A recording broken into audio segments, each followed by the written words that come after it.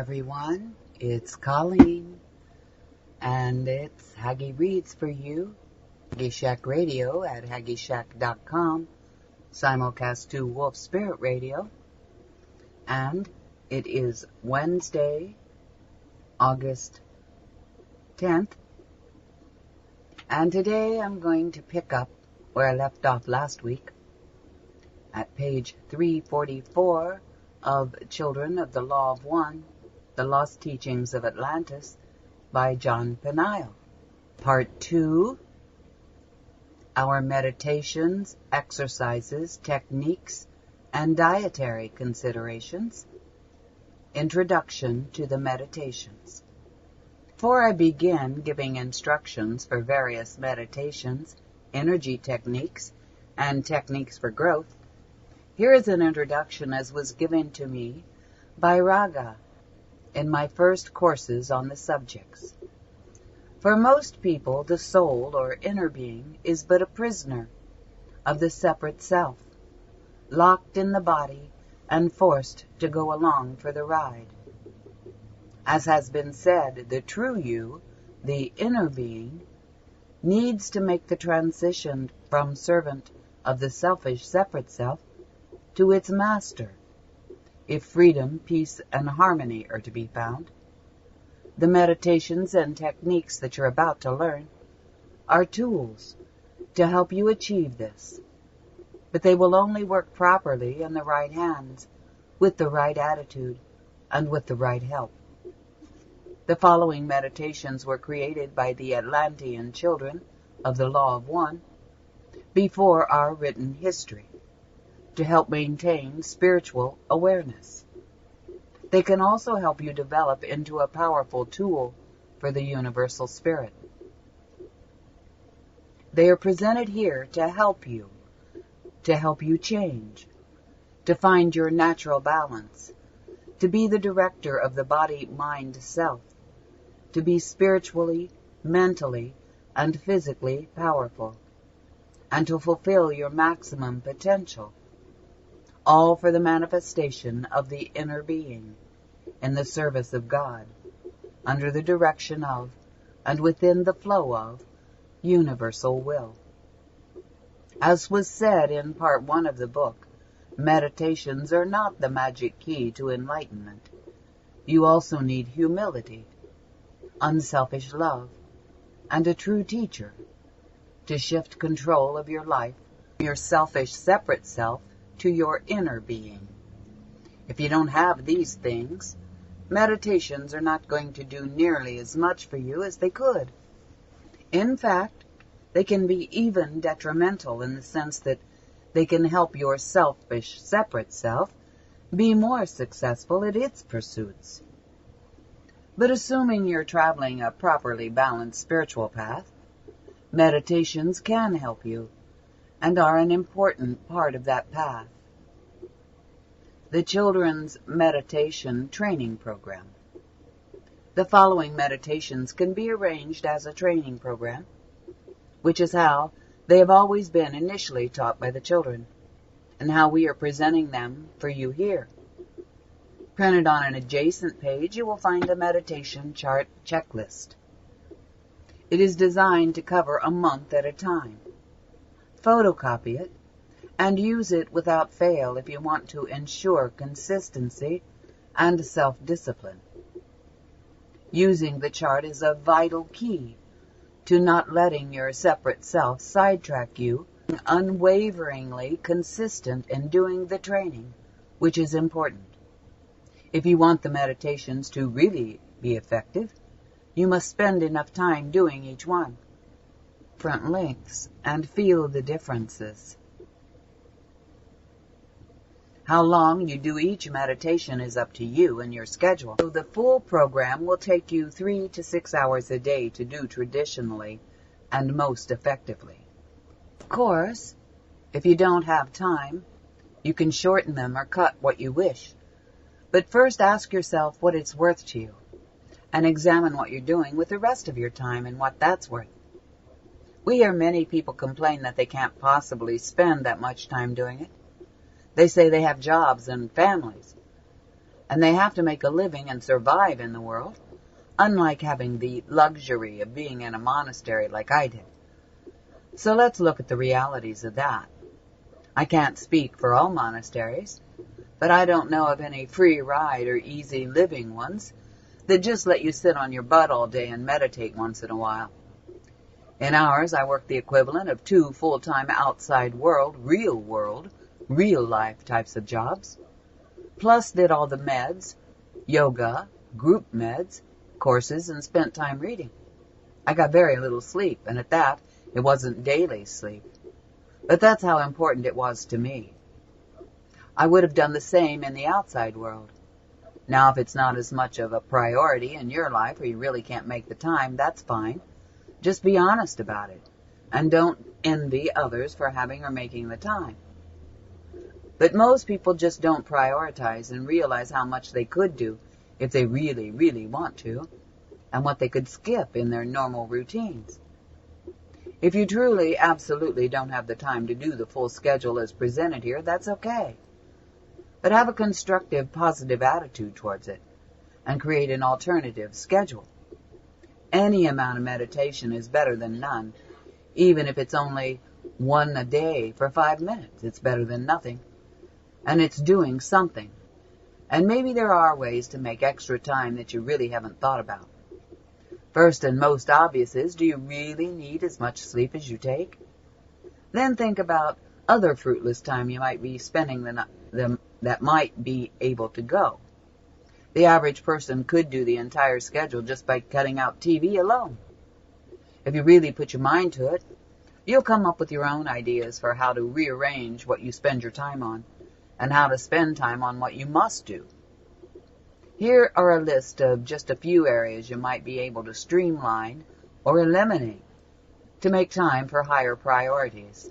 Obviously, they don't apply to everyone. Movie, TV, eating out, sports, commuting. Have someone else drive instead of you, so you can spend time meditating. Arranging different situations to minimize commuting time. Carpooling, hanging out or shooting the breeze, chatting with a person in person, on the phone or email. Meals, can they be more simple for less cooking, cleaning time? Can someone else prepare your meals so you have more time to meditate? Could you do more crock pot meals of soup and rice, or make large bags of pre-made salads, etc.? Parties, reading books that are not helping to improve your life or otherwise necessary. Shopping, like carpools, shopping can sometimes be shared and turns taken. Many cities even have an online internet shopping and delivery available now. Entertainment, going to the bathroom. Do you do a quick med while sitting on the pot? Then, if it isn't enough, just customize a med schedule and do what you can. But once you decide what you can do and make a schedule, consistency is vital. Meditation is just one of the many tools. Back to my very early course with Raga. Of course, this training does not make for the great spiritual transition in itself. It is but one outgrowth of a change made through using your free will to harmonize and align with universal will. A more important factor in making this transition is having a true teacher. That's because you can directly experience unselfish love and the universal spirit through an enlightened being. Through a true teacher, you can clearly see yourself, expose your illusions, and through humility and unselfish love, transcend your selfish, separate self. Meditations and exercises tune up your vehicle, so to speak, allowing the universal spirit to use you to your maximum capacities. But love, humility, and service are what you will give your inner being the controls of this powerful vehicle that you're creating. You must be consistent in doing the exercises that you'll be learning in order for them to really work. If you stick with your schedule wholeheartedly, along with transcending your selfish, separate self with the help of your teacher, you will change. You will grow. You will ultimately achieve enlightenment. The exercises themselves will also help you transcend your separate self by means of the self-discipline it takes to do them properly and consistently, and through the transcendental effects of them. But if you're not doing the exercises completely, consistently, with full commitment, then you are still slave to your selfish separate self, and have not really surrendered to the flow of the One. For that reason alone, the full transition would not take place. It's all interconnected. So make God, service to God, and the attainment of universal consciousness the priority in your life. Use your charts without fail. And even more importantly, humbly use your teacher without fail. You will not need to do all of these exercises for the rest of your life, but you should do them sincerely, as perfectly as possible, and without missing even one for at least 21 weeks.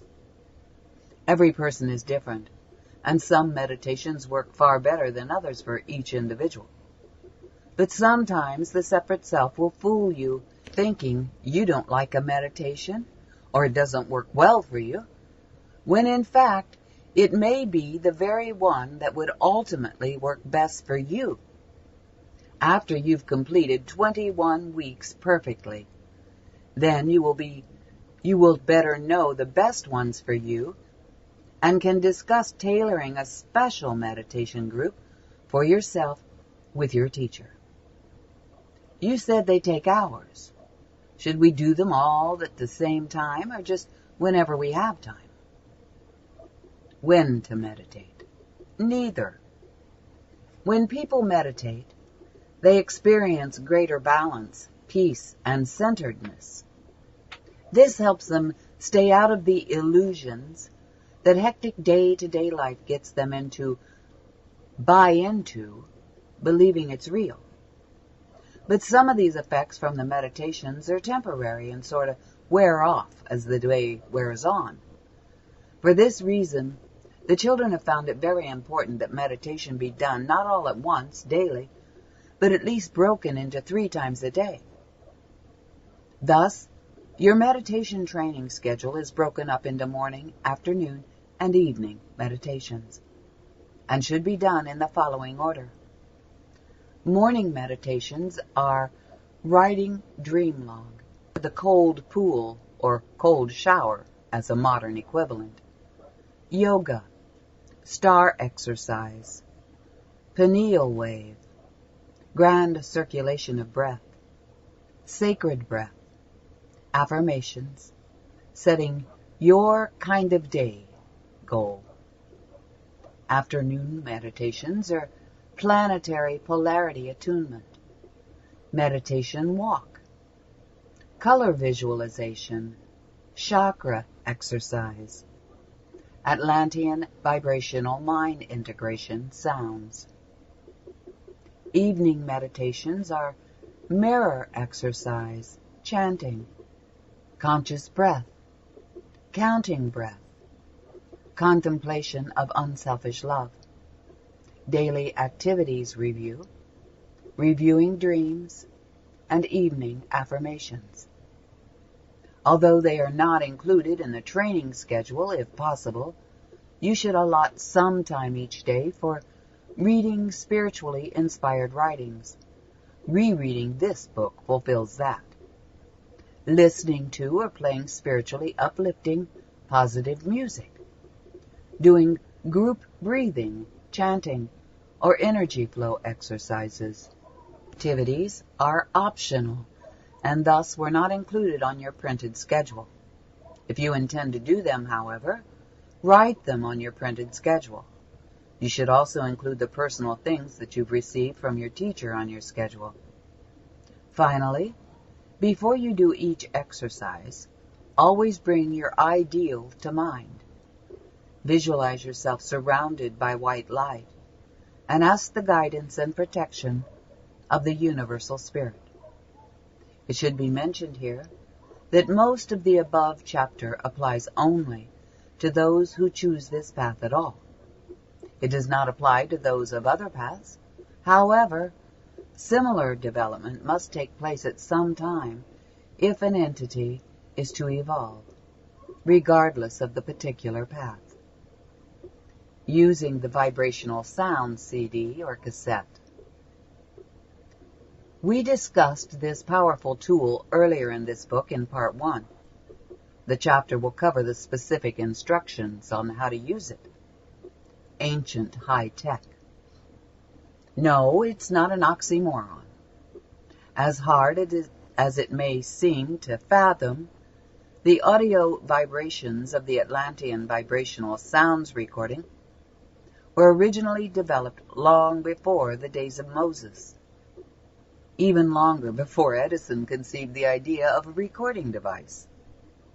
Yet they are the most advanced consciousness-altering tool modern science can offer. More importantly, they are the single most effective way to achieve subconscious programming changes. Modern technological breakthroughs and years of research have allowed the techniques to be recreated. You can order it with just the vibrational sounds, or with affirmations and induction as detailed below, already recorded for you by an elder. There are now 7 different versions available to assist you with different things. The one described word for word later is Volume 1 for Spiritual Development and Growth. Our versions are Volume 2, Healing Affirmations and Visualization, Volume 3, Habit Changing, Developing Healthy Habits, Volume 4, Male Virility, Volume 5, Stress Management, Volume 6, Sounds Only, No Affirmations, Volume 7, Ancient Chinese Healing Visualization. See the back of the book for order information. Making a second tape for reprogramming affirmations. If you order just the vibrational sounds recording, the sounds on the tape will take you into a deep altered state, where you can access your subconscious mind easily. Thus, if you give yourself reprogramming affirmations, they will take hold more effectively and have deep roots. But the sounds will take you so deep that it's very likely that you will not be consciously thinking about giving yourself affirmations. Thus, you will need to make a second tape that you will listen to at the same time as the vibrational sounds. This second recording, which we will call your voice or affirmations tape, will have your own voice on it, giving yourself the affirmations you want to make the changes you want. Making affirmations for your specific needs. If you have not ordered the recording with the affirmations below, I have given you general affirmations that are used by the children of the Law of One. This is so you can record them yourself if you wish. I assume you will record them with a cassette tape or micro cassette tape deck, or your computer. Also, if you're doing it yourself anyway, you may also want to have some special affirmations that address specific needs that you have or particular changes you want to make. Here are some very important tips and instructions to get the most out of your tape. First, your affirmation should be phrased positively rather than negatively. For instance, if you have a problem with anger and you want to stop being so angry, you should not say, "I am not angry," or "I will not be angry anymore." Instead, you should say something like, "I am always peaceful, calm, and clear-headed." Also avoid the will concepts like, "I will be peaceful." That places when you will be peaceful sometime in an undetermined future, which may never happen. Always use "I am." Also, While the above affirmation example is fine for someone who wants to be a total pacifist, it will not be fine for someone who does not. For instance, if you want to defend yourself or someone else if attacked, the affirmation would work towards preventing it. You would want to add something making it like, I am always peaceful and calm unless I am attacked. But then again, there are also times when most people might need to be aggressive, even though you're not being attacked per se, like during an argument. If you want to be able to still have fire during a verbal confrontation, the affirmation needs to be more elaborate and precise still, like this. I am always peaceful and calm, unless I am attacked or I need to be aggressive during a confrontation. Better, you see? But still, what if you want to remain peaceful and calm during an attack? Well, if you've come to the conclusion that it's better to follow the universal spirit's will than your separate selves, then your goal should always be to do the will of the universal spirit. If you do, then there's a catch-all affirmation that should be worked into most of your personally created affirmations.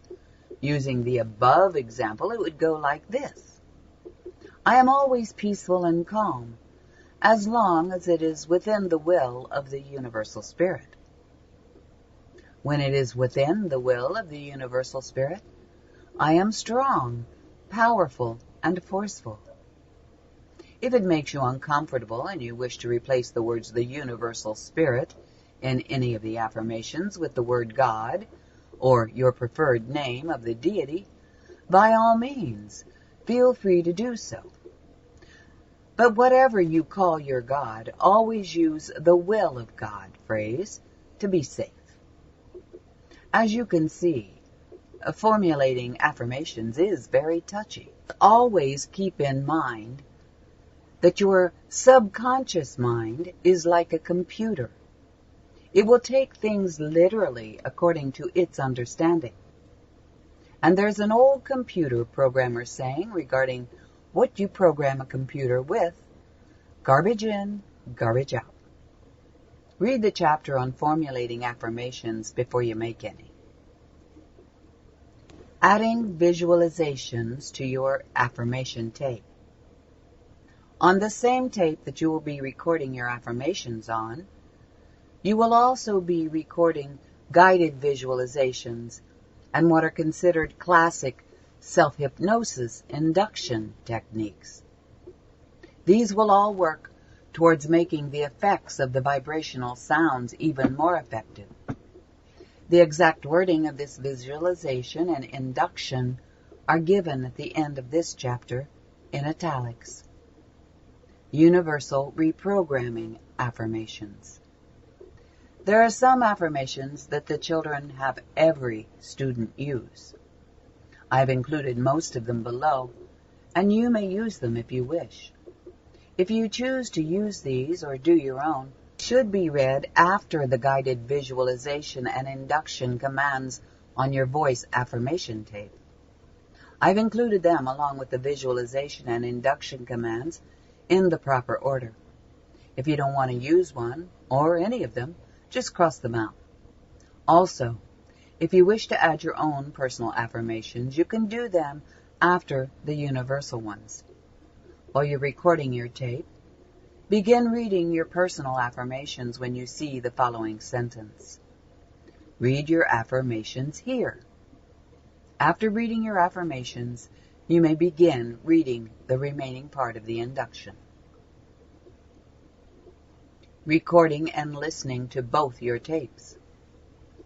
If you're taking the route of making your own rather than ordering one with the induction, visualizations, and affirmations already on it, in order to do this technique, you will need 2 tape players, one for CD player for the sounds, and one tape player for your voice recording. That's because you will need to listen to the vibrational sounds recording and your affirmations tape at the same time. The sounds tape must be played back in stereo because some of its effects have to do with sending different frequencies of sound vibrations into each ear separately. But your affirmations tape can be played on either a stereo unit or the little mono cassette recorders like students use to record a lecture. When you're doing it that way, you will place the mono deck near your head and put stereo headphones on for the sounds tape. Then you start both tapes at the same time. If you have two stereo players, like two Walkman type units that require headphones or boombox type portable stereos, you can buy the in-the-ear type of stereo headphones from Radio Shack or Walmart, etc., and then use them for one of the decks while you use the regular type over-the-ear stereo headphones for the other.